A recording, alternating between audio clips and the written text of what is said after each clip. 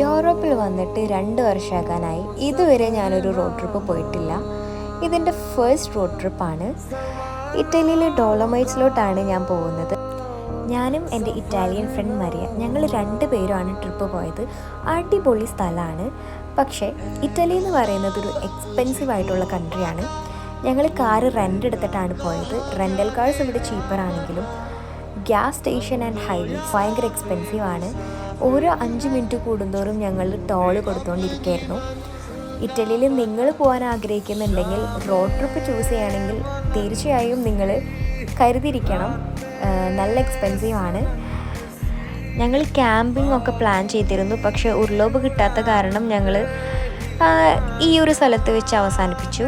ഇനിയും അവിടെ എക്സ്പ്ലോർ ചെയ്യാനുണ്ട്. നെക്സ്റ്റ് ടൈം ഞങ്ങൾ എന്തായാലും പോവും. പക്ഷെ നെക്സ്റ്റ് ടൈം പോകുമ്പോൾ കുറച്ചും കൂടെ ഫ്രണ്ട്സിൻ്റെ കൂടെ ആയിരിക്കും ഞങ്ങൾ പോവുക. അപ്പോൾ അത്രയേ ഉള്ളൂ. അരുവിതർച്ചി.